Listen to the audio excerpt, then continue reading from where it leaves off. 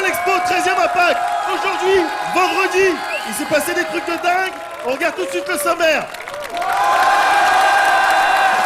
Vendredi 6 juillet 2012 à Japan Expo. Voilà ce qui va se passer. On abordera en effet l'avant-première de la saison 3 du Visiteur du Futur. On montera en régime côté cosplay avec les sélections françaises pour le World Cosplay Summit. On déambulera à proximité des tables de jeux de rôle à Comic Con. Et on terminera de passer en revue l'actualité des éditeurs d'animés et de mangas. On verra également ce que le salon avait à proposer en termes de jeux vidéo. Et Caroline nous emmènera découvrir les dernières tendances du côté des créateurs de mode. Sans oublier les artistes qui se sont produits sur scène, Prof Sakamoto, les Momohiro Clover Z et le grand concert de Flo organisé dans la soirée. Alors on est vendredi, Caro. Ouais. Et je crois qu'en termes de J-Musique, le vendredi, il s'est passé des choses. Ouais, des choses. Ouais. Pas mal de choses. Bah, il y a eu Prof Sakamoto. Tu vois qui c'est, Prof Sakamoto? Oui. Il y a quelqu'un qui a répondu pour toi, effectivement. Non, tu ne sais pas. Eh bah, c'est un artiste qui... comment dire, genre il y a un public, tu vois, et à la volée on lui demande vas-y fais-nous ça, et il te le fait en fait. Il te fait des génériques donc de jeux vidéo, plein de thèmes même de jeux vidéo, et il te fait aussi des génériques d'un peu tout ce que tu veux. Il a une capacité à, je sais pas, tout mémoriser. Et en fait, si tu veux, il a une Famicom sur la tête aussi. D'accord. Et il a fait plein de petits shows à Japan Expo, quoi. Il en a pas donné un, il y en a au moins 3, 4 ou 5, un peu partout. Scène principale, jeux Lifehouse et d'autres trucs aussi, et des scènes jeux vidéo. D'accord. Et tu crois que si je vais le voir et je lui demande de me faire une chanson de Mécano qui s'appelle Une femme avec une femme, il pourrait me la faire? Là, j'ai un doute. J'ai un doute, mais tu pourrais toujours essayer. D'accord. Ok.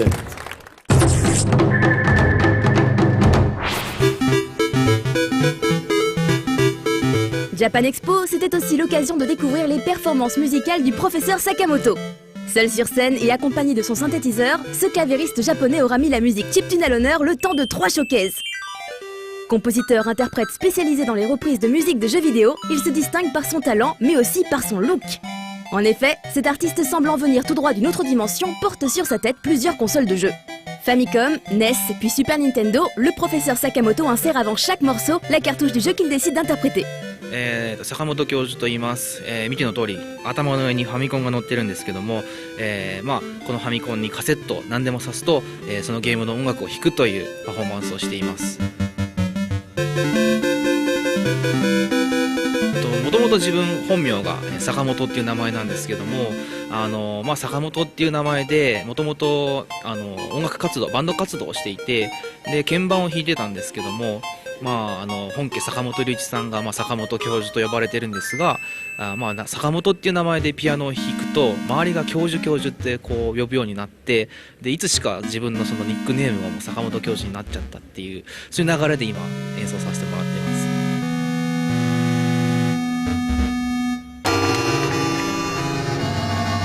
やっぱり一番こう観客の反応がわーってなったのはコナミの悪魔城ドラキュラキャスルバニアっていうアクションゲームがあるんですけども、それはすごく盛り上がりましたね。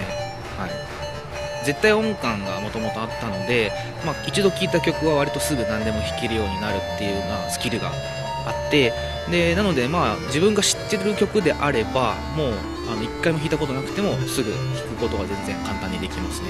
世の中に流れている音楽だったり、音だったり、を聞くとそれが何の音で鳴っているのかっていうのがすぐ分かると。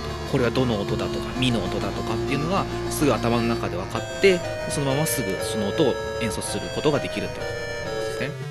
こう喋ってる声とかでも音で？いや、それは特に意識はしてないんですね。本当にもう音楽とか音、あざとも音程のある音っていう意図がある音に対しては、音で聞くんですけど、喋ってる声だとかその雨の音だったり日常的な生活の音だったりとかを音としては聞いていないので、その辺がドレミに聞こえてうるさいとかっていうことはないです。Lors de ces concerts, les amateurs auront pu reconnaître les musiques de jeux cultes telles que Castlevania, Super Mario Bros ou encore Final Fantasy. À n'en point douter, cela aura fait vibrer de plaisir les fans de la vieille génération. Mais c'était également l'occasion pour le professeur Sakamoto de présenter au public français ses propres œuvres originales. And I have several original albums, and I play one of them called Samurai.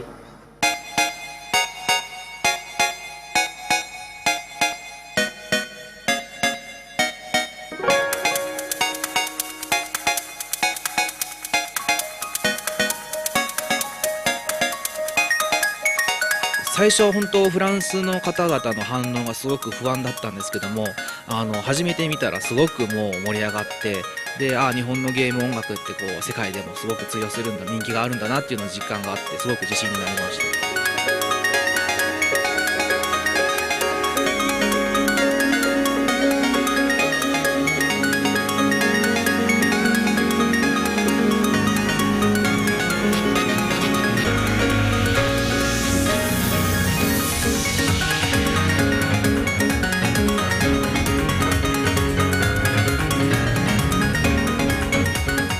フランスの皆さん、坂本教授です、今回ジャパンエキスポで初めて、フランスに来たんですけどもフランスの皆さんのゲームミュージックに対する愛をすごく感じました。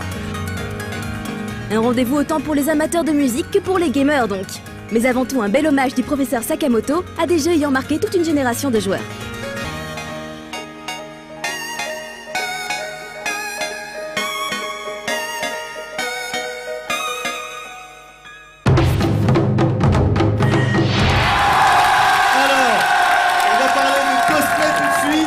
Et le truc c'est que Lilian m'avait dit t'inquiète je te prépare une surprise. Du coup je joue le jeu, je ferme les yeux et je vais découvrir, vous allez avoir mes réactions en live.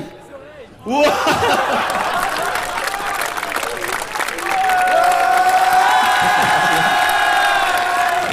Mais non. Eh ben si. Et si. Et si. Mais non. Et si. Alors ah bizarre.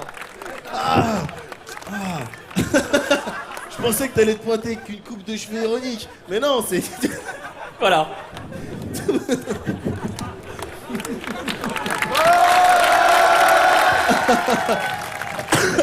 Pardon.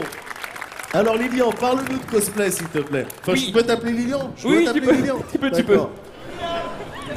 Non, c'est Alors vas-y, le cosplay le vendredi. Alors, le vendredi, il y avait un concours général où il y avait un prix spécial d'un magazine japonais, le magazine Cosmode. Et surtout, il y avait la sélection française pour le World Cosplay Summit, Ouais. qui se déroule donc à Nagoya cette année encore, début août. Ouais, Et c'était plutôt intéressant. j'imagine. Je pense que tu veux voir des images. S'il te plaît. Tu vas t'en remettre? Merci. Ok.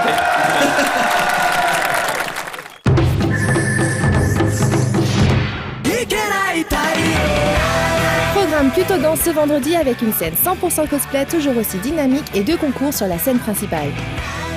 Dans les allées, comme la veille, les cosplayers libres étaient toujours présents en force et venaient même parfois d'au-delà de nos frontières. L'envie, c'est que la Japan Expo, c'est quand même beaucoup plus grand que ce qu'il y a en Belgique. Ce qui fait qu'on aime bien se déplacer pour venir à Paris. Pour nous-mêmes faire du cosplay, pour voir les cosplayers, voir la qualité de leur travail et tout. Et monter sur scène aussi. Eh bien, nous aussi, on est venus voir du cosplay et on a donc commencé par le concours général du vendredi. Ce dernier, plus court que celui de jeudi, avait un niveau global qui restait tout à fait honorable. Tout comme la veille, nous avons malheureusement constaté que certaines prestations avaient des dialogues inaudibles, sans vraie conclusion, ou à la musique interrompue de façon très abrupte. Heureusement, la plupart ont été à la hauteur sur cette scène principale, la preuve en est avec cette somptueuse démonstration de ballet avec Princesse Tutu qui gagna le premier prix prestation solo. On a même eu d'excellentes surprises avec par exemple cette Constance Blaze de War Machine qui, grâce à un astucieux jeu de lumière improvisé par la régie, a fait apparaître les détails de son armure au tout dernier moment. Ou encore cette Christy Monteiro de Tekken qui nous fit une jolie démonstration de capoeira et enfin une Kali Pamu Pamu plus vraie que la vraie qui enchanta les fans. Détail qui a son importance, le jury comportait parmi ses membres une cosplayeuse japonaise chargée de délivrer un prix au nom du magazine spécialisé Cosmode. C'était déjà le cas il y a 2 ans et le retour d'un tel prix est à saluer. Son choix s'est donc porté sur le groupe Axis Power Italia, série très prisée des cosplayers et aux nombreuses fans féminines, et le solo Kusulului de la série Mononoke. Ce dernier reçut aussi le prix du coup de cœur du jury. On a donc eu un sympathique concours, mais il faut reconnaître que ce qui a mobilisé les fans de cosplay ce vendredi, c'était la sélection française pour le World Cosplay Summit. En parallèle du concours général, chaque duo participant à la sélection française est passé par la scène 100% cosplay. On a donc pu sentir la pression légèrement monter au fur et à mesure que les concurrents se sont présentés devant une foule déjà dense. Et malgré un vidage de salle après le premier concours, la scène principale était elle aussi pleine à craquer, ce qui est une belle réussite pour un événement placé le vendredi cette année. La veille, une conférence sur le WCS s'était déroulée en présence du duo des japonaises Yui et Minori, ayant fini 3e en 2008, et de Head Off, membre du staff de l'événement. Laissons ce dernier nous rappeler les spécificités de ce concours. Of course, the World Cosplay Summit, the judging, it's half on the costume, half on the performance, and a small portion on the fidelity to the storyline. So it's an accumulation of all those things that you produce a winner. The preliminaries for the World Cosplay Summit have been held at Japan Expo for about 7 years now, and yeah, they've been growing from year on year. And it was amazing, some of the performances that people have done. You know, in the end there was 9 teams that went up on stage, and it's really tough to... People prepare a lot for the performances, and the people that did actually go up on stage, I mean, they were incredible. The stage at Japan Expo really is amazing. I've seen a lot of stages. I've said it before and I'll say it again. It's the best cosplay stage in the world. On a eu droit à 9 passages de duo pour un seul vainqueur, et c'est peu dire que le jury n'a pas eu une tâche facile cette année car aucun groupe n'a démérité. Pour notre part, on a été impressionné par le travail accompli sur les costumes de Nyx et Styria de Final Fantasy XIII, mais quel dommage pour le groupe OK no Monsho qui a dû faire face à un imprévu malheureux. S'il est bien un concours où l'on ne s'attend pas à voir une roue, c'est bien au WCS. Et pourtant, les Puella Magi Madoka Magica ont apporté la leur. La musique était au centre de la prestation du duo Royal Doll Orchestra, alors que le combat était celui du groupe Last Story. On a eu l'agréable surprise de voir un groupe inspiré d'un très ancien manga de Masamune Shirow, Orion. Le décor travaillé du groupe Star Ocean contribuait à plonger le public dans l'ambiance. La chorégraphie dynamique et imaginative du duo Sailor Moon nous a enchantés. Et on a beaucoup ri avec le groupe Candy Candy et ses trouvailles cocasses. Cette année, le choix du jury s'est porté sur le duo Royal Doll Orchestra pour sa fraîcheur, sa sensibilité. Et surtout l'équilibre entre prestations et qualité des costumes, critères indispensables au jury dont Edolf était membre cette année. I'll get goosebumps. I'll get a feeling in my body that just rolls over me, and I just like, I can't explain it, but with their performance I did get that. I don't know, I think it was the tension that you felt with the pain and the movement. Comme ça parlait de musique et qu'en fait j'étudie la musique au conservatoire en Suisse, bah justement ça nous plaisait tellement, on a voulu faire tout un truc avec des partitions, le piano. Donc voilà, c'est ça en fait qui a décidé de toute notre presta. And the final ending, it was an excellent use of empty space. You know, sometimes there's some performances where people bring a lot of things onto the stage and they pull out different props and things and do this and do that, but there's an elegance in doing nothing, but doing nothing meaningfully. And I think they had that, and that was impressive for me. Bah, en fait, là, c'est notre premier concours. Enfin, c'est notre premier concours qu'on fait. Du coup, c'est encore plus fou. Voilà, c'est incroyable. Et sinon, les cosplays, on a commencé en 2008. Ce manga proposait justement des personnages selon mes goûts et selon les goûts de ma sœur. Donc moi, j'aimais bien sûr les très très grandes robes avec la crinoline, le défi de la crinoline ouverte, justement, le défi technique. Et ma sœur, elle aime plutôt évidemment les costumes de petits garçons, même si c'est une fille dans l'histoire. Donc voilà, c'était pile poil ce qu'il nous fallait. Bah pour l'instant, je réalise pas trop. J'arrive toujours pas à y croire en fait. Je suis vraiment sur un petit nuage là. C'était donc une journée chargée en émotions et dire qu'on en était seulement à la moitié de cette édition de Japan Expo avec encore bien des choses à voir.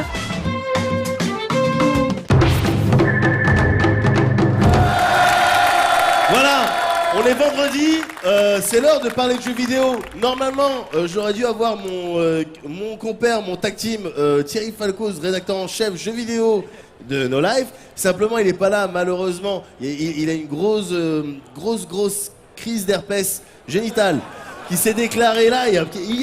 Et du coup, donc, il est bloqué chez lui, il se passe de la crème et tout, c'est chaud. Mais c'est pas grave, on va quand même parler de jeux vidéo. Alors, ce qui était un petit peu triste cette année, c'est qu'il n'y avait pas le stand Sega massif auquel on est habitué. Mais c'est pas grave, il y avait d'autres choses en termes de jeux vidéo et on va voir ça tout de suite.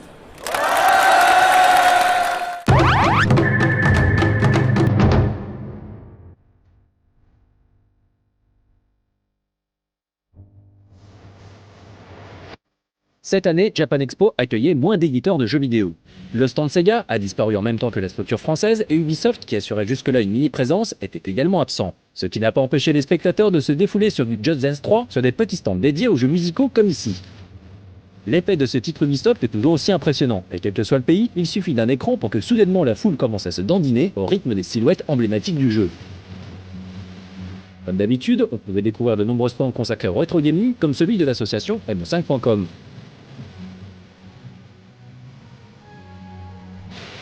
Et l'un des acteurs majeurs de Japan Expo était cette année encore Ankama. Éclaté en plusieurs parties, son stand faisait une nouvelle fois la part belle aux blockbusters de français comme Dofus et Wakfu.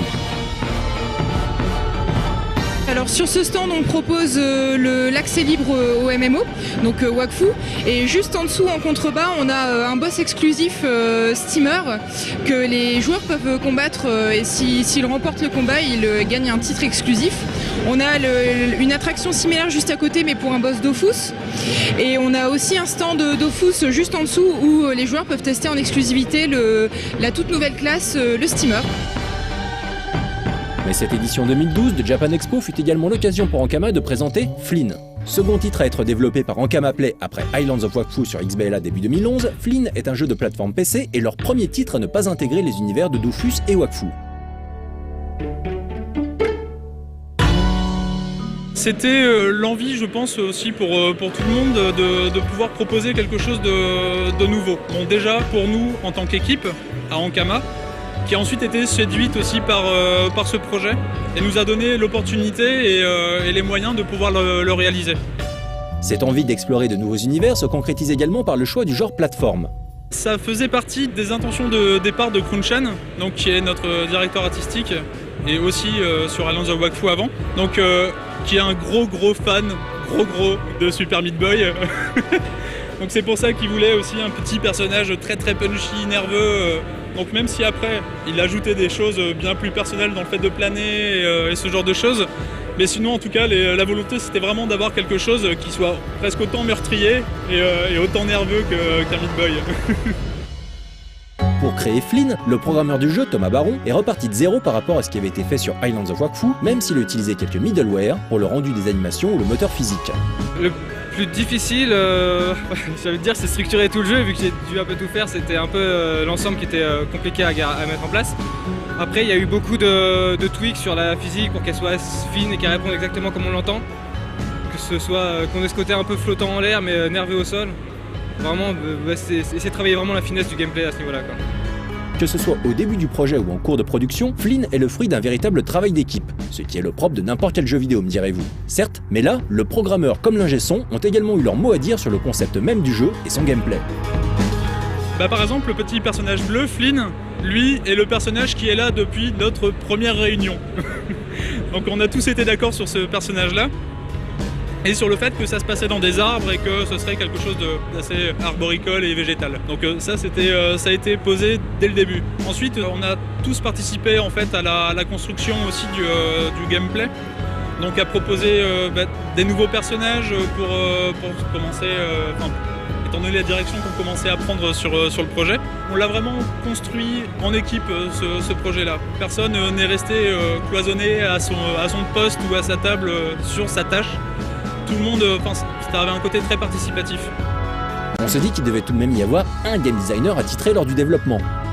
Ouais, donc en fait non, on n'a pas de game designer, c'est l'équipe qui a réfléchi elle-même sur la façon d'améliorer le jeu.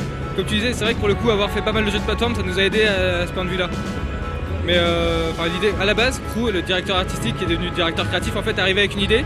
On a tous travaillé autour de ça pour améliorer. Genre, moi, c'était essentiellement sur le gameplay des personnages. Je trouvais quelque chose qui soit facile à mettre en place et qui reste cohérent avec le reste du jeu, quoi. Bon, maintenant il est temps de s'intéresser un peu au background du jeu. On sait en effet que Flynn n'appartient pas à l'univers de Dofus ou de Wakfu, même s'il en conserve la fibre écologique. Ça se passe dans le monde d'Elysia. Donc Elysia, c'est un petit archipel d'arbres-mondes qui gravite autour d'une petite boule blanche habité par un bouc céleste qui est un peu le concierge de l'archipel cosmique. Donc en fait, chacun des personnages est un peu donc une conscience de chacun des arbres. Donc on incarne 4 vaillants bourgeons qui vont réunir un peu toute leur force pour bouter hors de leur archipel. Justement, d'ailleurs, un sèche-cheveux maléfique qui est aussi éboueur cosmique, donc. Et donc petit à petit, et tous ensemble, en les découvrant monde après monde, ils vont lui en mettre une bonne. Le joueur peut donc switcher à tout moment entre deux modes d'affichage différents, modifiant ainsi les éléments interactifs des environnements, mais intègre également un petit côté The Lost Vikings, avec la possibilité de switcher entre 4 personnages différents. Donc il y a Flynn, le bleu, son pouvoir lui c'est de chanter avec l'environnement. Donc grâce aux hélices, donc des espèces de petites boules bleues qu'on récupère dans le jeu, il va pouvoir les incruster dans des éléments de décor ou les enlever pour faire flotter ou retomber les morceaux de décor. Ensuite il y a Lift, donc c'est le personnage vert. Donc lui, il colle aux parois et il essaie de se faufiler justement un petit peu dans tous les endroits un peu retors qu'il peut y avoir. Il y a aussi Ewok. Donc Ewok c'est le noir, c'est celui qui un peu balle rebondissante, qui détruit tous les breakables, etc. Et Nils, donc celui-là c'est un peu la roquette. Donc lui qui a plusieurs impulsions et qui file très vite, pareil, qui brise des éléments de décor au passage. Programmer la physique propre à chacun de ces personnages n'a pas été de tout repos. C'est assez difficile à coder, faut voir que j'ai continué à avoir des bugs sur les physiques parce que en plus c'est des comportements très différents. Clairement celui qui doit s'accrocher au mur, c'est celui qui vraiment me pose énormément de problèmes. Bah oui, parce qu'en fait on n'a pas une physique de bloc comme on peut voir, on a un truc très organique. Du coup on doit suivre des courbes et pas avoir de cale dans les animes, pas avoir d'accroche sur les changements de forme. C'est quelque chose d'assez fin à mettre en place. Mais après ouais, les comportements sont tous très différents et nécessitent vraiment une réflexion particulière à chacun, quoi. Autre particularité de Flynn, si ses environnements sont truffés de pièges, le parcours du joueur ne sera pas freiné par la présence d'ennemis. En fait, au début, on avait des ennemis avec un mode de fonctionnement particulier, mais on s'est rendu compte que c'était assez ennuyeux au fond et que le jeu marchait mieux sans. C'est-à-dire qu'on a suffisamment de façons de tuer le personnage. C'est-à-dire qu'il y a les zones de hit qui vont être fixes, qui sont vraiment faciles à éviter et encore. Après, il y a celles qui vont être mobiles, celles qui vont jouer avec les deux vues, donc il y a celles qui vont être actives que dans une vue mais pas dans l'autre. Et du coup, les ennemis, ça faisait un truc en trop. Du coup, on les a enlevés. Après, il y a encore les boss qui, eux, vraiment ont une IA particulière et qui sont vraiment, pour le coup, des boss qui réfléchissent, qui cherchent à te tuer et qui te visent précisément. Mais globalement, non, c'est que ces temps-là. Très prometteur et vraiment séduisant graphiquement, Flynn est quasi terminé. On espère donc pouvoir y jouer très vite. Là, on est sur la fin du développement, donc il doit nous rester peut-être à peu près 2-3 mois de travail. Mais bon, c'est pas parce que le jeu est fini que le jeu sort. donc au final, ça reste un peu vague encore, ce sera cet automne, c'est certain. Mais pas encore de date vraiment définitive arrêtée, quoi. Voilà, on a fait le tour du stand Ankama. On se retrouve donc très vite dans un prochain reportage jeux vidéo spécial Japan Expo où nous nous intéresserons au stand Nintendo et Namco Bandai Games.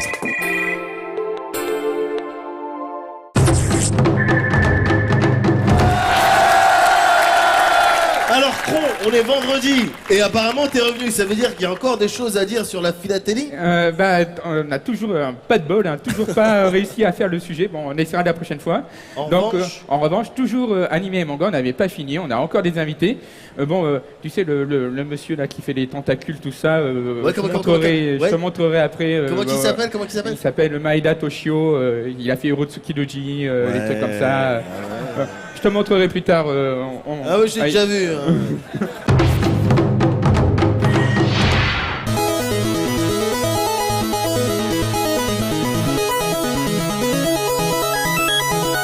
Reprenons notre visite des différents stands manga et animés présents à cette édition 2012 de Japan Expo. Après Urasawa, le salon comptait un autre invité animé qui a marqué toute une génération. Mikimoto Haruhiko, le character design de Macross. On pouvait aussi noter le petit hommage rendu à Desaki Osamu, disparu l'an dernier. Il était le créateur du studio Madhouse avec Maruyama Masao. Desaki était notamment célèbre pour ses scènes qui se figeaient sur des crayonnés lors des moments les plus dramatiques, comme dans Cobra ou Rémi sans famille. Hormis les grands habitués, d'autres, attirés par la notoriété du salon, se décidaient enfin à franchir le pas. Japan Expo, c'est un événement majeur, comme vous le savez, pour la culture japonaise. Et on s'est dit qu'en tant que société japonaise présente en France, qui plus est, on se devait d'être présent, même si on n'a rien à vendre au public directement, on se devait d'être présent pour pour faire connaître la société, pour faire connaître nos productions et surtout nos nouvelles séries. On a la nouvelle série de Lupin, donc Lupin qui est connu en France sous Edgar de la Cambriole. Et la deuxième série qu'on présente, c'est Brave Ten. Le manga est publié en français, donc on s'est dit que c'était une bonne occasion pour faire connaître l'animation aussi. On pouvait noter aussi que le célèbre studio Ghibli était présent officiellement sur le salon à travers un stand de goodies. Cette présence a permis au studio d'être plus intransigeant avec les contrefaçons de ses produits. Si Taifu est un habitué de la convention, l'éditeur était présent avec un nouveau label, Ototo. On a décidé d'ouvrir ce label pour faire des mangas plus grand public, c'est-à-dire shoujo, shonen et seinen, parce que c'est vrai que Taifu est aujourd'hui irrémédiablement associé au yaoi et au hentai, et maintenant au yuri. Et Ototo nous permet de faire des choses plus grand public, dont Spice and Wolf, Adekan et Samidare. Chez Delcourt, on a eu plusieurs nouveautés là. On a le Switch Girl tome 17, qui est la grosse nouveauté chez nous, sachant que l'auteur Natsumi Aeda est présente sur le festival. Beaucoup de shoujo, parce qu'on est très shoujo. Mais aussi, cette année, on a pu relancer la série Coq de combat. Suite à des complications entre auteurs, éditeurs, etc., c'était en stand-by. Ça s'est débloqué, donc on relance la série. On est propriétaire de 3 maisons, donc Delcourt, Soleil et Tonkam. Donc là, comme on peut le constater, maintenant, le stand Soleil se trouve entre Tonkam et Delcourt. Et donc on a un très joli stand qui nous permet de mettre vraiment davantage en valeur encore notre collection. Pour cette année, à Japan Expo, il y a Mystic Archives of Dot Talian qui est mis particulièrement en avant, qui fait partie de notre collection gothique. Et c'est un titre qui était assez attendu puisque l'adaptation animée avait été faite par le studio Gainax. Pour le stand Tonkam, on présente en avant-première notre prochaine série du mois de septembre, Medaka Box. C'est la nouvelle bombe de Tonkam. Franchement, c'est la série qu'on attendait. C'est du shonen, ça vient de chez Shueisha, ça se passe dans un lycée, c'est l'histoire d'une présidente de conseil survoltée. On met en avant nos trois, parce qu'elles sont 3, mais nos 2 BD d'auteurs françaises. Donc celle de Ran qui est en train de dédicacer et celle de Morgil et Florence Torta, Entre Chien et Loup. On porte de gros espoirs sur nos nouvelles séries. Là, on aimerait vraiment que les petits jeunes, les petites séries nouvelles de Tonkam puissent vraiment prendre leur élan. Alors cette année, sur le centre Kureka pour Japan Expo, on avait pas mal de nouveautés. On avait le tome 20 de Soul Eater, on avait le tome 3 de Secret Service. On avait aussi toutes les grosses nouveautés de l'année, comme la nouvelle série Blood Lad. Je sais pas si vous connaissez Blood Lad, l'histoire du vampire otaku. Du côté des petits éditeurs, on retrouvait le très sympathique Nobinobi et ses projets toujours surprenants et rafraîchissants. Il n'hésitait pas à s'affranchir parfois du cadre pur du manga. Alors la grosse actualité pour nous cette année, c'est d'abord le nouveau titre de Shiitake, donc Yosei dans le secret des fées, donc qui est notre premier recueil de poèmes autour de la thématique des fées et de la nature. Et le deuxième livre, c'est La princesse au bol enchanté, donc le dernier conte traditionnel qu'on vient de sortir. On fait venir donc les auteurs, donc Anli et Shiitake, qui viennent spécialement à Japan Expo pour dédicacer et rencontrer leur public. On commence vraiment à avoir des gens qui connaissent notre catalogue, qui reviennent, qui ont déjà tous les livres et qui continuent de faire la collection. Un autre challenger qui continue son petit bonhomme de chemin est l'éditeur Doki Doki. Alors la nouveauté de l'année, c'est Madoka Magica, qui est une adaptation en manga d'un animé, pas l'inverse, et un Magical Girl qui renouvelle un petit peu le genre et qui plaît beaucoup à un public surtout masculin. C'est un point fort de Doki Doki, on va dire, c'est que sur le salon, nos vendeurs sont nos traducteurs. Ils sont capables d'expliquer vraiment les points forts aux lecteurs et les points faibles aussi. Et les lecteurs sont souvent très contents de cet accueil sur le stand de Doki Doki. Malgré son statut de petit éditeur, Ki-hoon sait toujours tirer son épingle du jeu et se mettre particulièrement en avant. Alors je crois que sans conteste, l'actualité la plus importante pour nous, c'est le fait que Tetsuya Tsutsui, l'auteur de Prophétie, est en dédicace à Japan Expo. Il a fait un tour de France avant ça, il a signé dans pas mal de villes françaises, dans les librairies. Et on a préparé autour de sa venue une exposition de statues grandeur nature que vous pouvez voir derrière moi. Avant d'entamer son tour de France qui a culminé à Japan Expo, Monsieur Tsutsui avait répondu à quelques-unes de nos questions. 筒井哲也です。漫画を描いてます。今まで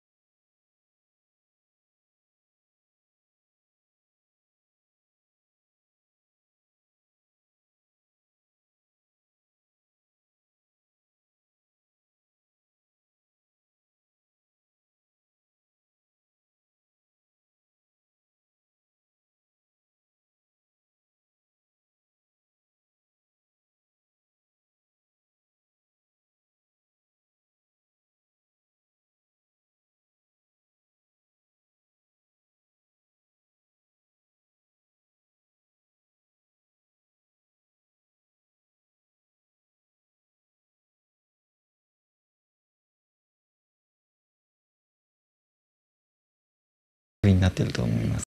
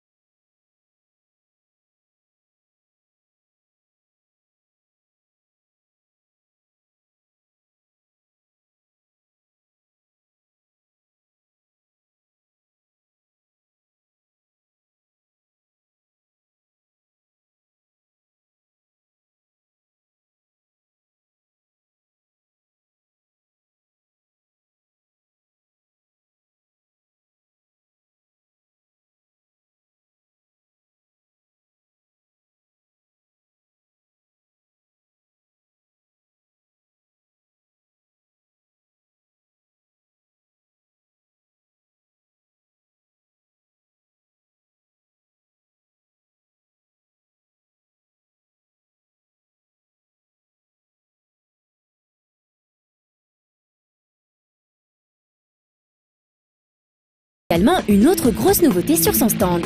L'autre actualité, c'est aussi le lancement de A Certain Magical Index, Toharu Majutsu no Index en japonais. On a le premier épisode de l'anime qui est en diffusion en avant-première sur le stand. Et on a aussi préparé une petite exposition de goodies qu'on a fait venir du Japon. Et c'est notre deuxième gros lancement de Japan Expo. Si l'on s'écarte un peu des sentiers battus, le manga peut encore arriver à nous surprendre et aborder toutes les thématiques, même les plus décalées, ou celles à ne pas mettre entre toutes les mains. On va être vraiment très en avant le I Am a Hero, c'est le nouveau Walking Dead à la sauce nippone, avec des zombies, des personnes un peu mortes, qui sentent mauvais, un peu putréfiées, qui envahissent petit à petit, qui envahissent Tokyo, qui veulent dévorer tout le monde. Et en fait on voit ça au travers du regard d'un dessinateur de manga qui est complètement largué, qui a des petites hallucinations, qui comprend pas bien ce qui se passe. Et au moment où l'invasion commence, lui s'en rend pas compte et considère que c'est des petites hallucinations. Donc il a un rapport assez charnel et bizarre avec les mangas, avec les morts vivants, pardon. Je suis un peu distrait, excusez-moi. Si on se baladait un peu plus loin que les énormes stands des plus gros éditeurs, on pouvait croiser les éditions IMHE. On est une maison d'édition spécialisée dans les mangas un peu décalés, un peu bizarres, un peu gore. Et donc là, pour cette année, on a présenté L'Enfant Insecte, qui est un manga typique du gore qu'on aime, avec un petit garçon qui se transforme en insecte et qui commence peu à peu à tuer ses parents, à avoir une histoire assez sordide. Et sinon, on a amené une petite touche de poésie avec le Semeur d'étoiles. L'auteur a l'habitude d'utiliser des trames et très peu de dessins, et donc ça donne une ambiance un peu douce. On a fini la série de Bambi, qui est fait par Atsushi Kaneko, qui a été publié récemment par Ankama avec la série Soil. On est vraiment super fiers d'avoir fini la série. Voilà, sur Japan Expo, le boulot c'est vraiment de présenter les éditions, en sachant qu'on est sur des mangas qui peuvent intéresser le public de Naruto ou de One Piece. Autre surprise pour les visiteurs avertis, on pouvait croiser sur un tout petit stand le mangaka Maeda Toshio. 前田敏夫です、世界ではテンタクルマスターと呼ばれていますけど、僕自身にその自覚はありません。なぜかというと別にそんな何本もテンタクルを持ってないからです。僕はよろしくお願いします。 Apparemment, l'auteur a décidé de venir à Japan Expo de lui-même. 実は日本でもこのフランスのジャパンエキスポが結構有名になってきまして、フランスにも来たことがなかったですし、だからフランスの漫画ファンというのが、どういう人たちであるのかすごく興味があったので来ました。 Son titre le plus connu, Urotsuki Doji, avait traversé le globe bien avant son créateur dans les années 90. Le titre avait su marquer bien à sa manière les spectateurs de l'époque. 日本にいると全く世界で何が起こってるかっていうのは分からなくて、特に僕のうろつき童子は自分が80年代に描いた作品ですから、それが90年代になってフランスで、アニメで皆さんがこう、僕の作品を、お分かりになったようなっていうのは日本にいると全く分かりませんでした。Encore une fois, 4 jours n'étaient pas de trop pour faire le tour des éditeurs animés et mangas, faire ses emplettes, s'essayer aux activités ou profiter de la présence des nombreux invités sur le salon. Cette année, si l'ambiance était légèrement différente, le public du salon restait assez caractéristique apparemment. Déjà vendredi, on a eu les résultats du bac. Donc déjà vendredi, on a vu qu'il y avait beaucoup moins d'adolescents que d'habitude. Alors c'est étonnant parce que à vue de nez, j'ai l'impression qu'il y avait moins de monde que les autres années. Faut dire que les tarifs étaient beaucoup plus intéressants le jeudi d'une part.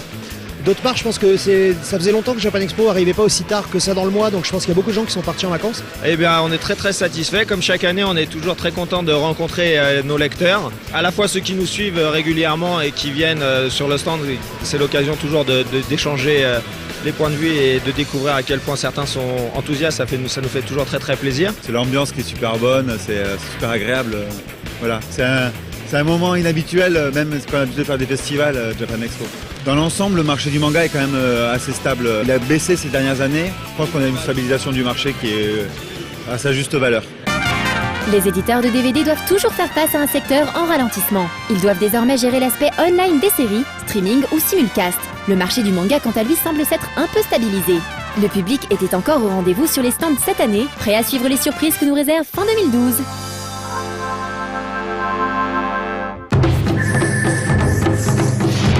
On est toujours vendredi et t'as pas fini de nous parler de J-Music, Caro. Non, j'ai pas fini. Alors Mehdi, un petit blind test, mais je pense que tu vas t'en sortir très bien. Si je te fais, au nom de la lune, je vais te punir. Sailor Moon. Oui, Sailor Moon. Je suis trop fort. Car en fait, il se trouve que le vendredi à Japan Expo, il y a eu dans le GE Lifehouse l'annonce officielle mondiale comme quoi, en fait, c'est les 20 ans de Sailor Moon au Japon. Et en 2013, il va y avoir un nouvel animé Sailor Moon. Et c'était le groupe Momohiro Clover Z, donc des idols, qui... Ah oui, il y a des fans de Momokuro dans la salle. Et donc c'est les Momokuro qui vont chanter le nouveau générique de Sailor Moon. Du coup, elles étaient dans le GE Lifehouse, habillées chacune en Sailor Moon, et c'était vraiment pas mal. Cool. Et elles ont chanté le premier générique en fait de Sailor Moon en japonais, Moonlight Densetsu, et c'était vraiment pas mal. Par contre, ce concert-là, il n'y a pas eu beaucoup de chansons puisque c'était vraiment surtout une espèce de conférence en temps réel, en duplex avec le Japon. Mais leur concert du jeudi était vraiment bien. Je pense que les Wota pourront le dire. Ah, les Wota. Voilà. Non, je vois qui c'est, les Wota, c'est des... Ils sont là-bas. Ouais, je connais. Et voilà, et je pense qu'on verra aussi Suzuka dans le petit sujet puisqu'elle a fait la présentation de l'événement avec les Momokuro. Cool, on regarde ça tout de suite.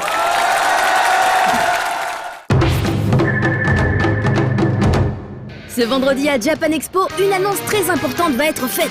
Et ce sont les Momohiro Clover Z qui vont avoir l'honneur de l'annoncer. Une nouvelle saison de Sailor Moon va voir le jour. Pour l'occasion, les 5 membres des Momokuro étaient toutes cosplayées en Sailor et elles annoncent dans la foulée qu'elles vont aussi interpréter le nouveau générique de la série.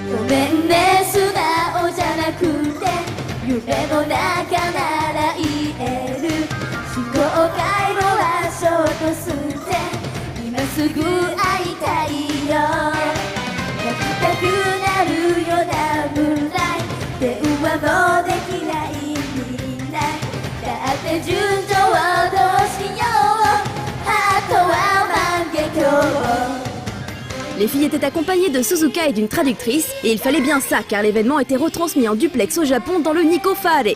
De l'autre côté de la planète, les doubleurs originaux de Usagi aka Bunny et de l'homme masqué étaient présents pour parler de la nouvelle série. Petit plaisir de Nanako, elle a demandé à la doubleuse de lui faire la réplique culte pour refaire la pause sur scène.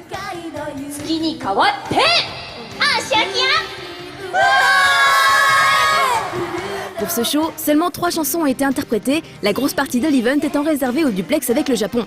C'est une petite déception pour ceux qui n'avaient pas pu être là à leur concert du jeudi et qui voulaient en entendre un peu plus de la part des demoiselles.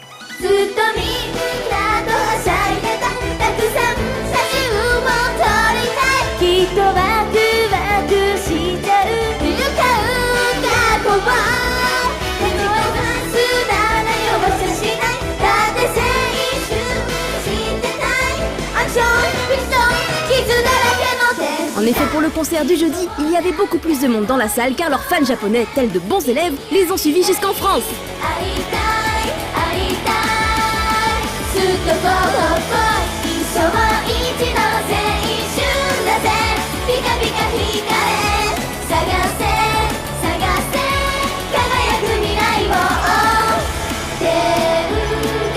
petites Momohiro ont vraiment bien préparé leur venue. Elles ont fait l'effort de se présenter chacune leur tour en français. Et vous savez tous que parler notre langue n'est pas chose facile pour les Japonais.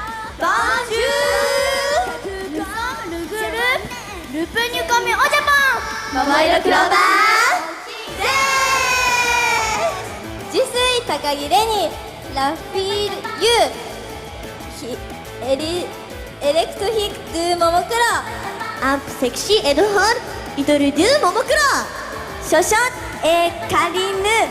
Lapstitus du tout le monde. Tamae Shiori. Alias Shiori. よろしくお願いします。イエーイ。プティコストアップベッドアリアスモモカ高校2年生の17歳です。よろしくお願いします。フォセットエッタンピエールドラム桃田かな子よろしくお願いします。イエーイ。 Et là, sans crier gare, et oui, Kanako allait fêter son anniversaire quelques jours plus tard et les fans ne l'avaient pas oublié.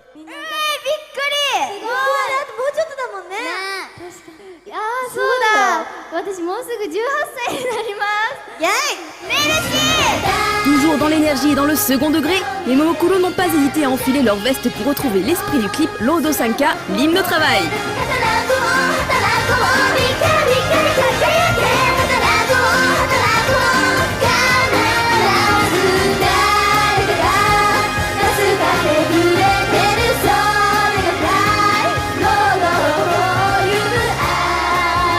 Mais les Momokuro n'ont pas fait que chanter et danser, elles étaient aussi là pour partager quelques instants uniques avec leurs fans français. Et on peut dire qu'elles n'ont pas chômé en enchaînant dédicaces et grands sourires.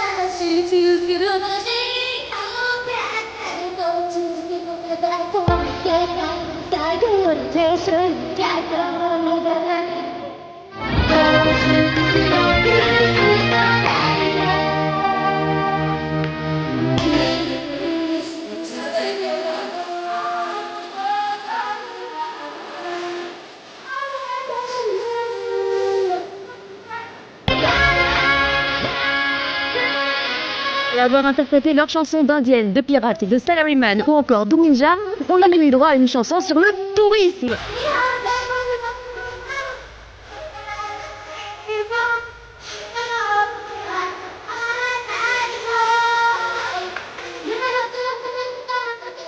Bref, les Momohiro en live, c'est du spectacle, du sourire, de la joie, la pêche et surtout une forte envie de les revoir très vite.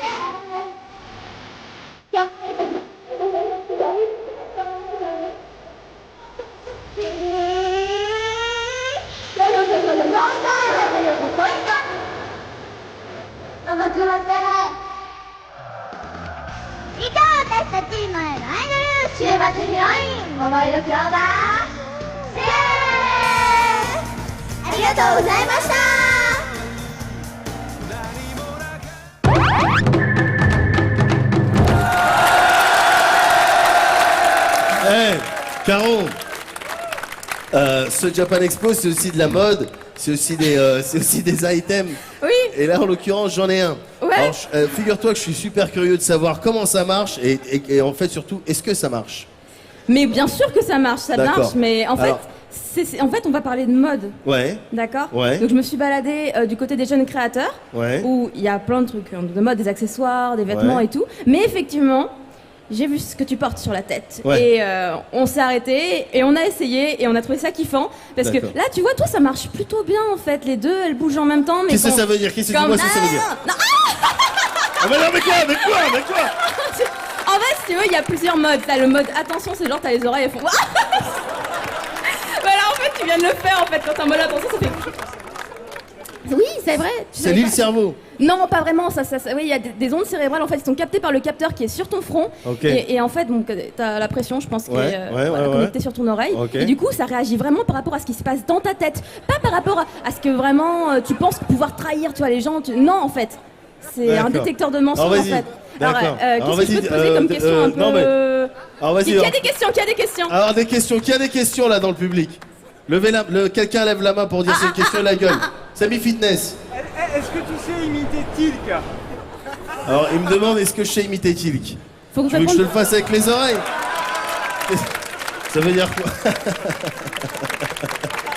Mon Dieu. Non mais par exemple, je sais pas, pose-moi une question qui implique... Est-ce que tu as maté le clip Get Out of My Way de Man with a Mission? Parce qu'en fait, il y a des filles avec des bikinis dedans et elles se prennent... Ah mon Dieu! Ça marche trop bien! Bon, je pense que maintenant t'es curieux de voir... voir le sujet, donc je pense qu'on va le regarder.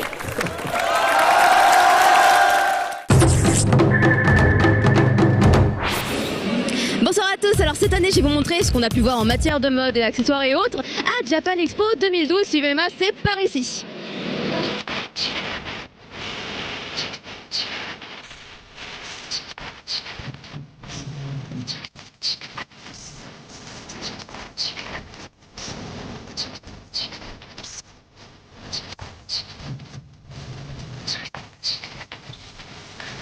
La première boutique que je vais vous montrer, elle m'a vraiment tapé dans l'œil car en fait voilà c'est ici, c'est Happy Onigiri, venez, ils font des accessoires au motif origami, donc c'est le pliage des papiers japonais, on dirait vraiment un pliage d'origami, c'est super original, donc il y a aussi les petits porte-monnaies, les petites pochettes. Je suis styliste, donc j'ai travaillé sur le pli en général et j'en suis arrivée à l'origami par mon travail de pli, voilà. J'ai donné un côté très graphique à l'origami justement. Et je trouve que c'est ça qui est intéressant, c'est de pouvoir développer sur une technique traditionnelle quelque chose de très moderne et de contemporain. Alors voilà une autre boutique que j'ai bien aimée, en fait c'est Sweet Cookie. Fatalement, j'adore les couleurs pastel de base. Du coup, c'est pour ça que j'aime beaucoup les fringues de Harajuku. Mais je peux pas trop m'habiller dans ce style-là parce que c'est peut-être un peu trop voyant dans les rues à Paris. Mais porter des petits accessoires pour se dire qu'on fait quand même la différence, c'est pas mal. Et il y en a des très jolis et pas très chers dans cette boutique. Donc on retrouve tout ce qui est pâtisserie. Parce que je pense que ça marchera toujours. C'est les filles, on veut pas grossir, alors on porte ce qu'on a envie de manger. Tout ce qui est un peu sucrerie, surtout chantilly, les trucs à la forme chantilly, ça marche vachement bien. Et là, du coup, je vois qu'en fait, il y en a effectivement pas des masses, il y en a de ce côté-là, mais là, c'est vrai que c'est plus, on dirait des vrais bonbons. C'est pour suivre en fait la mode japonaise. Avant, c'était plus le kawaii, maintenant, en ce moment, on a plutôt le fairy cake qui marche bien. Donc, j'ai voulu évoluer et suivre la tendance. Alors j'ai pu constater dans cette convention que il y avait quand même beaucoup moins le côté gothique que les années d'avant. Cette année en fait il y a beaucoup plus de couleurs pastel.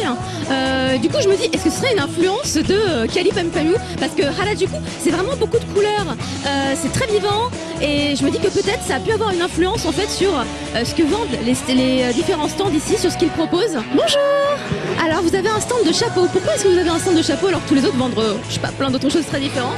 Ça fait depuis l'année dernière que j'ai commencé et j'ai trouvé déjà j'aime les chapeaux de base et puis comme personne ne le fait j'ai voulu innover et faire quelque chose de différent que personne n'a.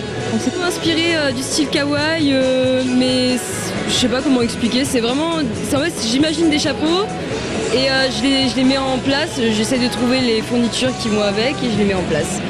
Mais c'est Erwan, vous faites vos courses de vêtements vous aussi? Vous achetez des trucs kawaii comme des chapeaux? Non mais j'hésite entre le collier tarte à la crème et la petite jupette à dentelle aussi. J'ai eu un énorme coup de cœur en fait sur les vêtements avec des petites cerises, avec des petits pois, parce que je pense que vous avez tous regardé Japanimotion, mais ça me rappelle vachement les trucs qu'on trouve dans les boutiques de Harajuku. Et voilà, ça c'est simple, mais ça fait un peu Harajuku. Du coup, en prenant quelque chose en soi assez normal entre guillemets, qui pourrait passer partout, vous pouvez avoir un style un peu différent des autres, et ça qui est vraiment bien, et c'est pas si excessif au niveau du prix, ça reste raisonnable, et celui-là aussi qui est super mignon, voilà. Hi, kawaii desu.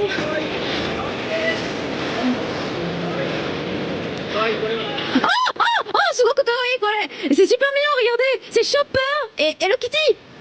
Chopper Kitty. Oh, que du Hello Kitty. C'est pour les fanatiques de Hello Kitty, les Hello Kitty Otaku.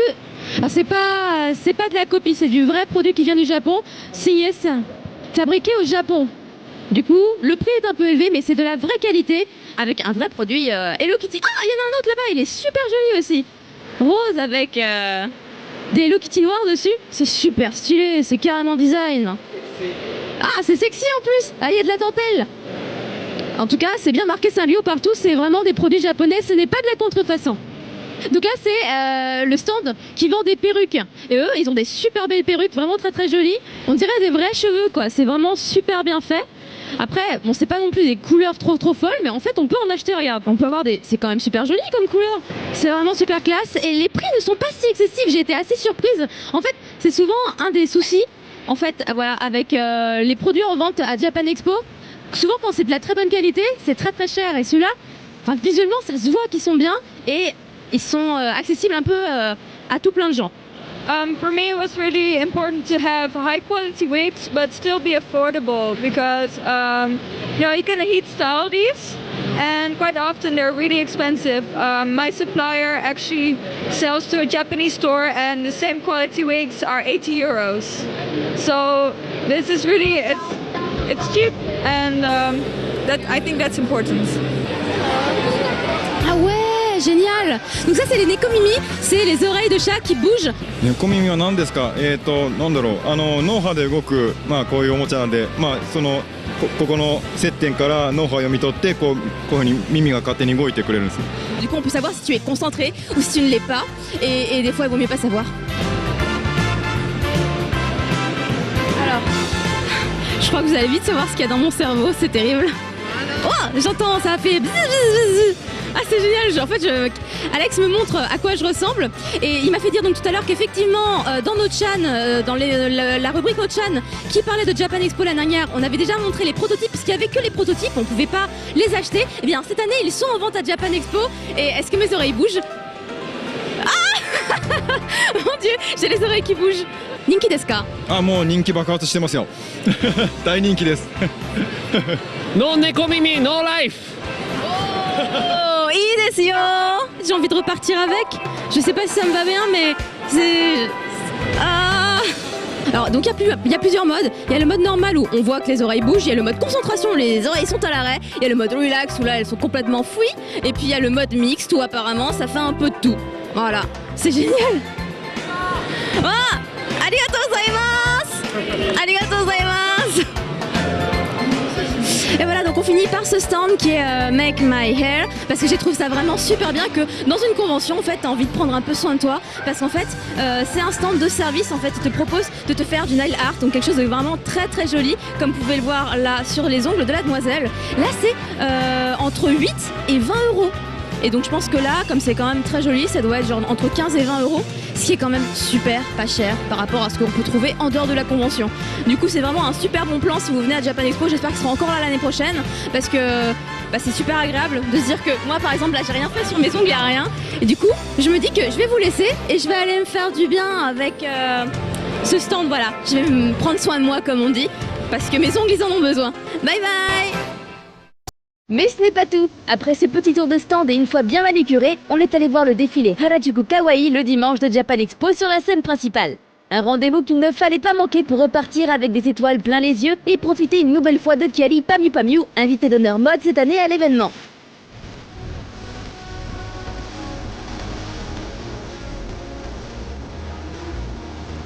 De la bonne musique, des fringues originales, 45 minutes de pur bonheur pour les fashionistas qui ont également pu profiter de la douce voix de Kyari.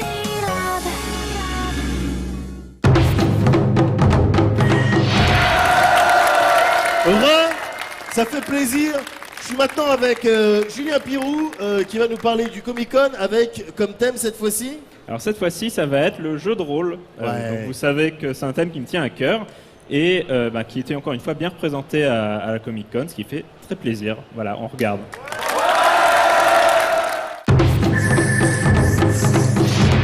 Nous sommes donc de retour sur la Comic-Con, cette fois-ci pour parler d'un sujet qui me tient à cœur, comme vous le savez, à savoir le jeu de rôle et aussi le grandeur nature.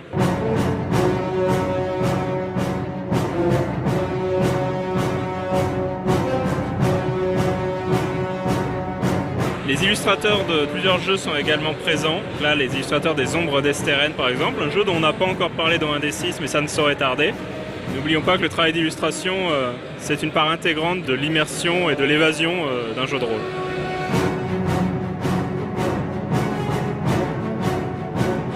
À la Comic Con, il y avait encore une fois une belle présence du JDR, donc ça fait bien plaisir d'avoir du jeu de rôle ici sur le salon. Voilà, et les tables sont bien occupées, les parties battent leur plein, ça fait plaisir.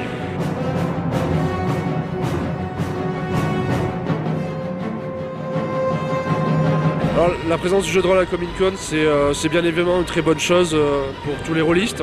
C'est un endroit où il y a énormément de gens qui ont les mêmes cultures que nous, hein, c'est des geeks aussi. Et on voit clairement qu'il y a un renouveau de la population, il y a de plus en plus de gens qui viennent jouer, qui sont des jeunes joueurs, qui ne comprennent pas forcément les vieux rôlistes.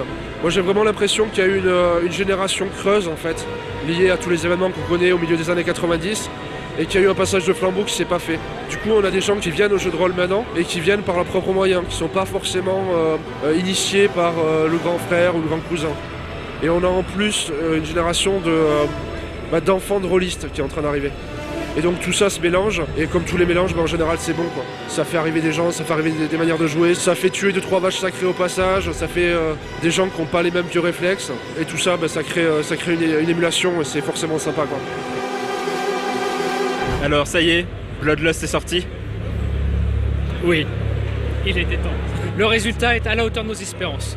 Un beau bouquin, épais, bien rempli, des années de travail. On est super fiers, ouais, on est super content du résultat. Il est en boutique très rapidement. Je sais pas que dire, c'est beaucoup d'émotions. On aura l'occasion d'en reparler dans un des 6. Je pense que ce sera le premier un des 6 18+. Vu ce qu'il y a dedans, c'est pas plus mal.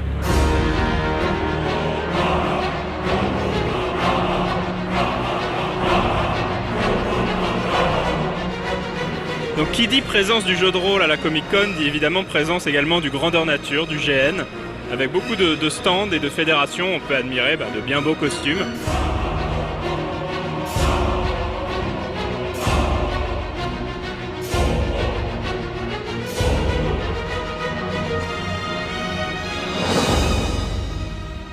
Tout ce qu'il faut pour survivre à un trajet en RERB. On n'aimerait pas le croiser dans une allée sombre. Et donc on remarque ici une arme que l'on appelle un noken. Oui, un gros couteau noken. Oui, non, c'était vraiment très mauvais. La Comic Con, c'est aussi l'occasion d'admirer de bien jolis dioramas, la recréation de scènes cultes d'œuvres diverses et variées. Même les aliens ont parfois besoin d'un peu d'intimité. Je crois que c'est le bon moment d'avouer ma méconnaissance de l'univers Saint Seiya, n'ayant que très peu regardé la série. Quand j'étais gamin, je me rappelle surtout qu'il montait un escalier. Heureusement, j'ai pu redécouvrir, pas tout, mais au moins la partie du sanctuaire et d'Asgard plus tard.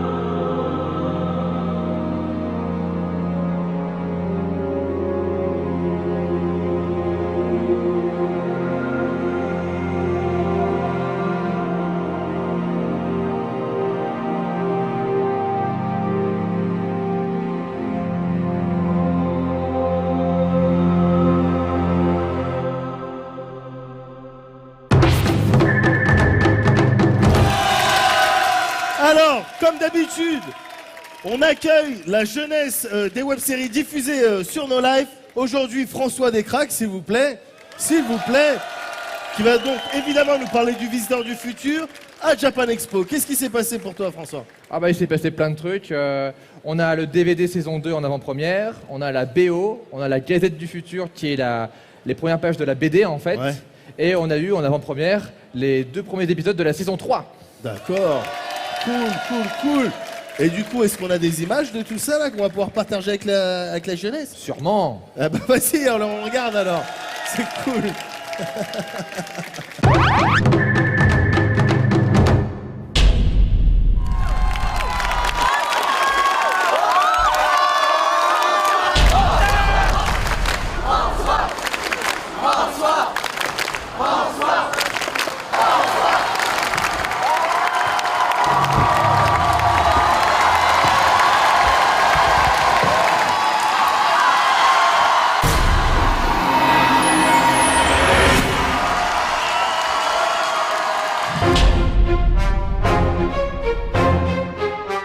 Bon bah bonjour, voilà le nouveau stand du Visiteur du Futur fait par Ankama, c'est ici. On peut pas le louper, c'est vraiment génial. Voilà, il y a un énorme truc en haut pour bien qu'on repère. Là c'est le labo, venez, on va voir le labo. Il y a plein de trucs marrants, etc. Il y a des références que certains reconnaîtront. Le test à bot en vrai est ici, voilà, il est venu spécialement pour vous, pour la Japan Expo. Il faut pas trop le toucher, mais il est vachement bien. Merci à Olivier de l'avoir fait et à Leslie d'avoir designé. Il y a aussi la machine, on peut prendre la machine, on peut se prendre en photo avec. Voilà, ça on peut appuyer dessus, mais ça ne fait rien, donc n'essayez pas. Là, il y a une petite expo, là c'est les produits qu'on vend. Et ça c'est des reliques du futur, il y en a plusieurs. Il y a des objets qui sont à nous, qui viennent de la série. Et en fait, on demande aux gens, il y a un concours, ils apportent leurs objets du futur. Et les meilleurs objets apparaîtront dans la série. Donc ramenez vos objets du futur. Mais ramenez pas des poubelles, ramenez pas vos trucs de merde et tout que vous voulez vous débarrasser. Ramenez des trucs stylés.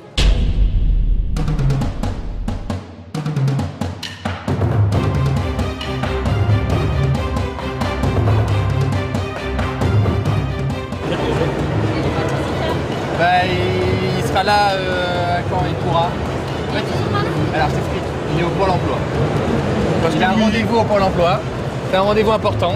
Et Raph, il est là? Raph, il s'est réveillé il y a 1h30. Donc voilà, on l'a appelé. On va l'envoyer au Pôle emploi. On va l'envoyer lui. Lui, il n'a pas d'excuses. Lui, il n'a pas d'excuses.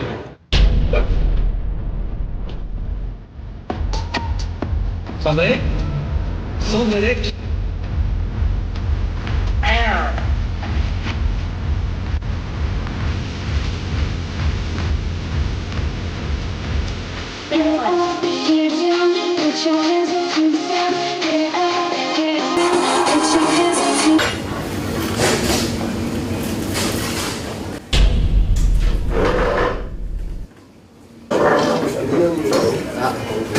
Je sais pas, il faut être à 9h30, mais tu connais la route? Non. Ah.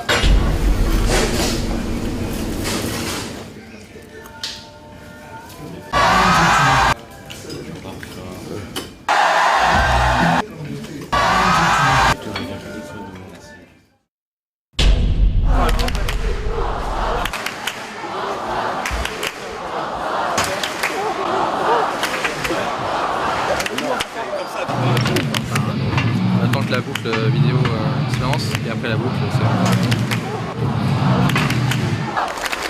Bonsoir. Bonsoir.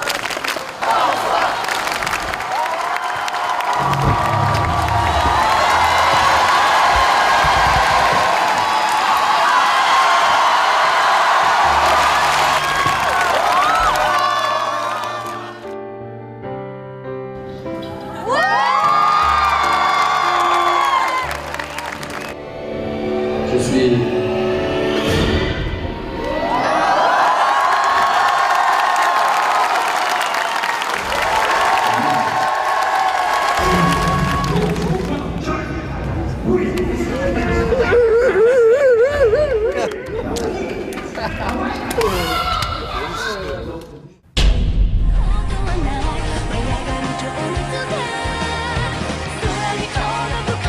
La Japan Expo se passe bien, hein. On a un stand qui est incroyablement grand pour la première fois. Là, on est vraiment, on s'occupe de nous comme si on était des petits roitelets.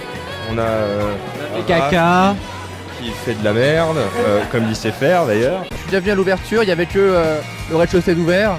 Là j'ai pu voir le sous-sol, c'est un truc énorme. J'ai envie de tourner là-bas tous les jours.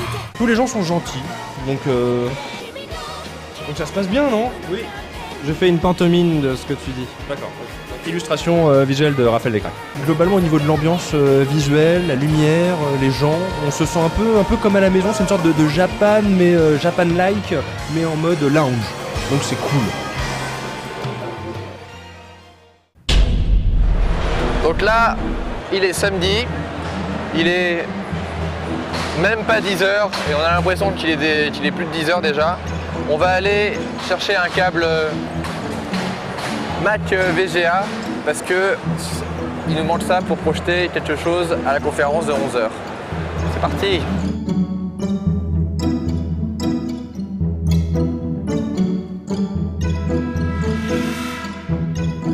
S'il y a des questions à poser aux comédiens ou à moi, toi, faut que tu viennes. Ok. Alors, par rapport à la saison 2, qu'est-ce que Ankama a apporté à la série pour la rendre moins 20% plus cool? Alors, je répète les questions. Qu'est-ce que Ankama a apporté par rapport à la saison 2? Bah, la saison 3. Parce que... C'est dans le sens où il n'y aurait pas eu de saison 3 sinon. Ça, c'est ça qu'il faut comprendre. En plus de ça, eh ben, on a un super stand. Et en plus de ça, on a des DVD. Et en plus de ça, on a même une BD. Et en plus de ça, on a la BO. Et on est un peu payé quand même. C'est ça aussi au bout d'un moment, voilà. Et on a des nouveaux copains qui nous aident à la technique. Donc oui, beaucoup de choses. Voilà.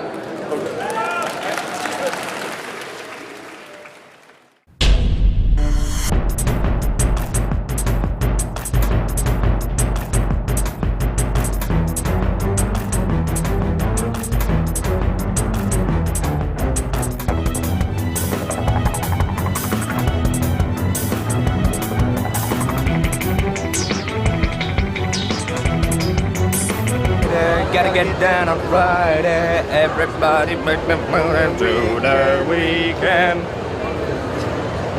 On est aussi chanteur chez French Nerd.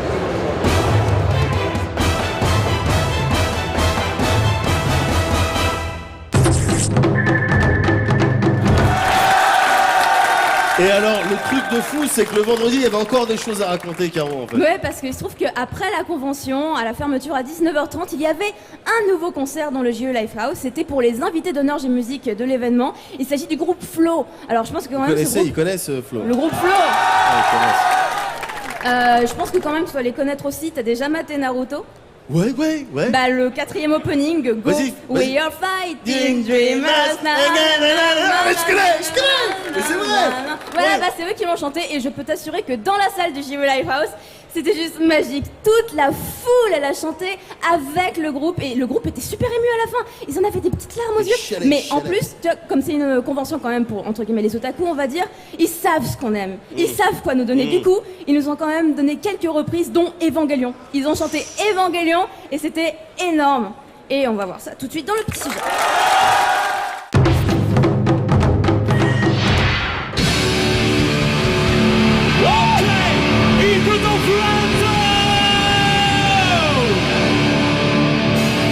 Les invités d'honneur J-Music à Japan Expo cette année, c'était Flow, un groupe qui a décollé avec Go, un titre culte que beaucoup ont découvert par Naruto. Dès l'arrivée du groupe sur la scène, on sent que le courant passe tout de suite avec la foule. Pas étonnant pour cette bande d'amis avec qui on se sent tout de suite entre potes. もともと私講師と弟ギターのタケが兄弟でそこから始めたバンドなんですけどそこからいざこう2人で曲を作ってライブしたいぜっつってバンドを作ろうってことで高校の同級生の圭吾を誘いそしてバイト先で一緒になったゴッツを誘いましてで最終的に友達の紹介で最年長の岩崎さんを紹介してもらいました。最初で最後の1回だけメンバー内にすごい大喧嘩がありましてもうほんとデビュー当初なんですけどライブの打ち上げで岩崎さんとゴッツが、喧嘩したんですけどもう本当に打ち上げ会場でドーン机ドーンと叩いて「まあ表出ろこの野郎!」みたいな後藤君が女性問題です意味深になっちゃった女性には優しくした方がいいよっていうコメントとそうでない意見そうなんか女性の価値観の違いでね Comme en 2010 avec les Morning Musume, le concert a eu lieu dans le JE Lifehouse, mais en soirée après la fermeture de la convention. Et il fallait acheter son billet en plus de son ticket pour Japan Expo. Avec un tarif avoisinant les 40 €, on pouvait se demander si le public serait au rendez-vous, mais ce fut pourtant le cas. Vous avez vos tickets depuis longtemps? Oui. Ça va faire un mois, un truc comme ça. Bah mercredi en fait. Vous aimez le groupe depuis combien de temps? Depuis la première fois que j'ai vu l'opening dans Naruto. Ah, t'as profité d'une petite promo? Ouais. D'accord, sinon c'était un peu cher? Ouais, parce que le groupe je connais mais pas beaucoup non plus. D'accord, tu connais surtout les tie-up animés? Ouais, surtout. D'accord.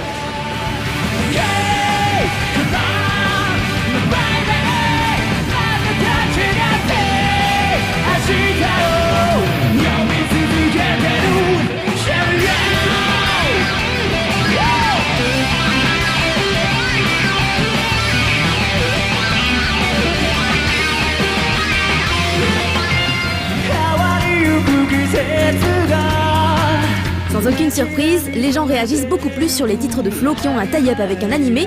Autant vous dire que le public a souvent bien réagi.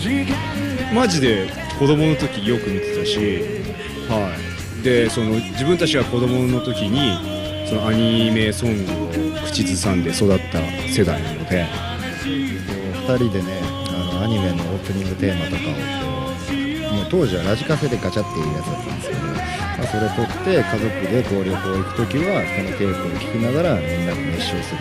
アニソン熱唱して温泉行くみたいな感じだったんですごく嬉しいですね。アニソンできるっていうのもそうですし、アニメも大好き。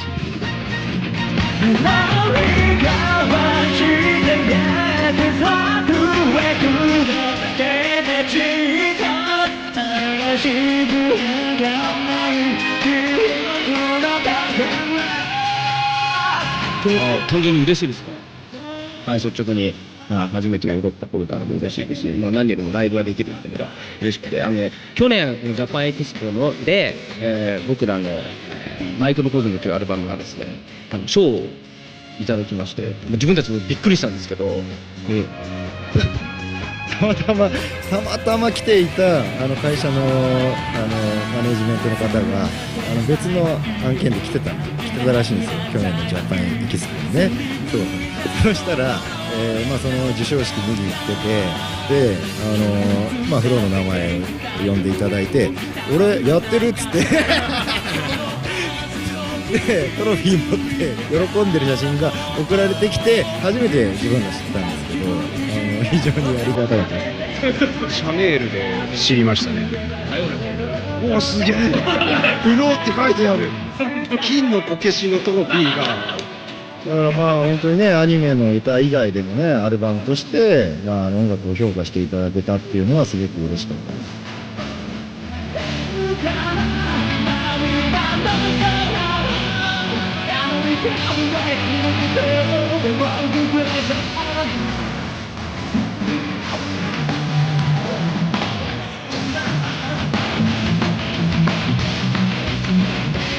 Pour honorer son public français, Flo n'hésite pas à dévoiler leur tout nouveau single qui sort en septembre 2012 au Japon et qui est aussi un tie-up avec l'animé Eureka 7 et O.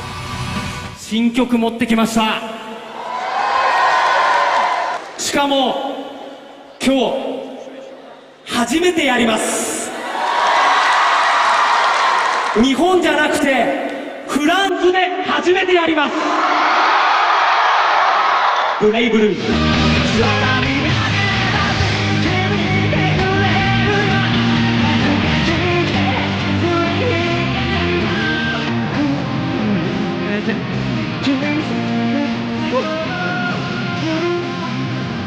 一応ですね、どの国に行っても、本当簡単なことですけど、一応その国の言葉で喋ろうというのはしているので、今回もフランス語を今、すごい覚え中です。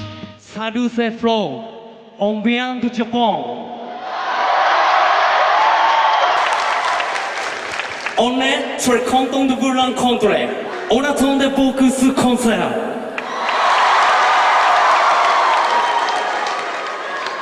On met le feu ensemble! On met le feu ensemble!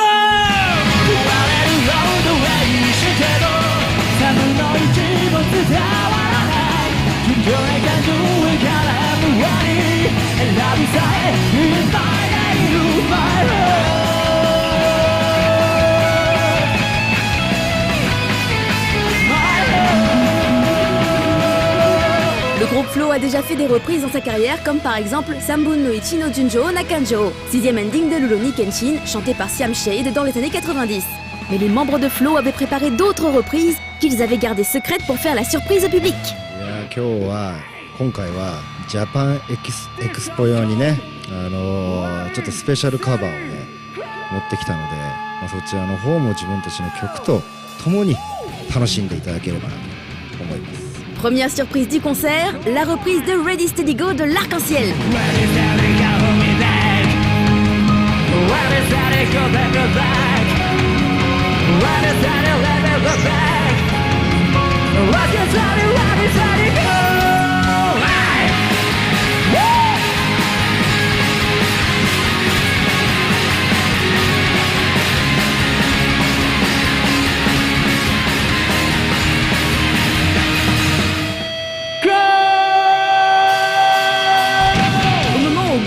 arrive, le public se déchaîne. Cette chanson est le 4e opening du célèbre animé Naruto et a fait le tour du monde. La grande majorité des spectateurs venus dans la salle ont connu Flo avec ce titre. C'était donc le moment le plus attendu de la soirée. やった当初は分かってなくて、で初めてアメリカのアニメのフェスに呼んでいただいてライブをやった時にすごく皆さんコスプレをしてるんですけど、やっぱナルトが一番多かったですね。ナルトのアニメのキャラクターが。なのでナルトすごい海外で人気あるから、その時初めて認識しました。 Quand on leur apprend que le clip Go est arrivé 2e du J-Top, ils sont plutôt contents. 嬉しい、ありがとうございます。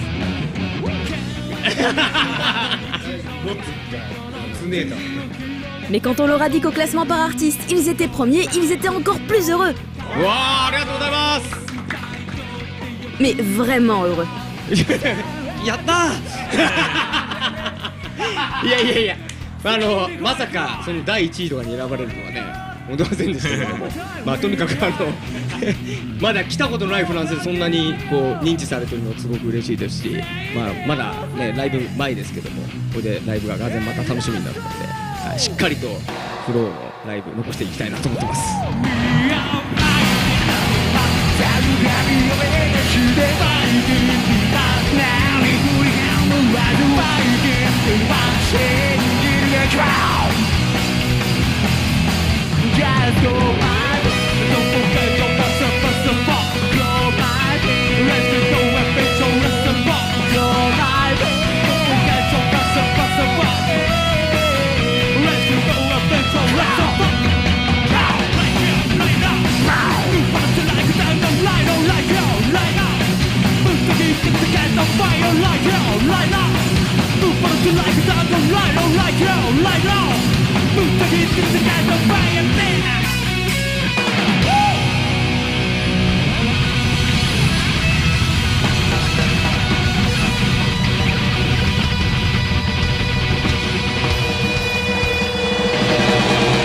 C'est le seul concert de Japan Expo qui avait droit à un rappel, les autres showcases ne durant que 45 minutes. Le groupe revient sur la scène sous les acclamations du public. Ils portent un t-shirt fabriqué exclusivement pour ce concert à Paris. C'est un beau cadeau qu'ils nous font, mais ils n'avaient pas encore fini de nous surprendre. OK、それじゃあジャパンエキスポスペシャルカバーパート2。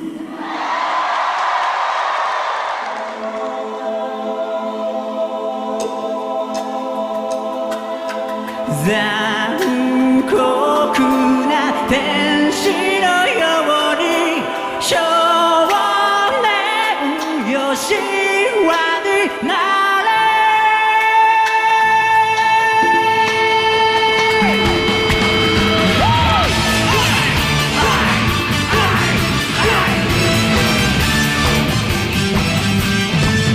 まだ今ライブ前なので、フランスでのライブ、すごく、楽しみにしております。きっちりですね、いいライブして、また必ず、フランスに、そしてヨーロッパに、来れるように、自分たちバンド活動頑張っていきたいなと思ってますんで、またですね、フランスに来た際に皆さんぜひとも僕らのライブに遊びに来てください。よろしくお願いします。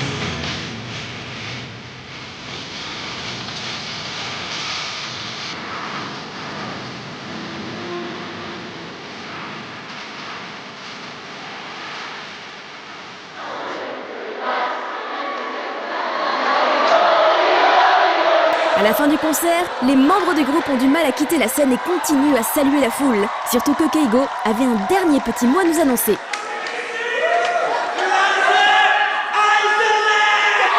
Pendant que la foule continue à chanter sur la musique de Go, les membres de Flo se remettent de cette belle expérience avec leur public français.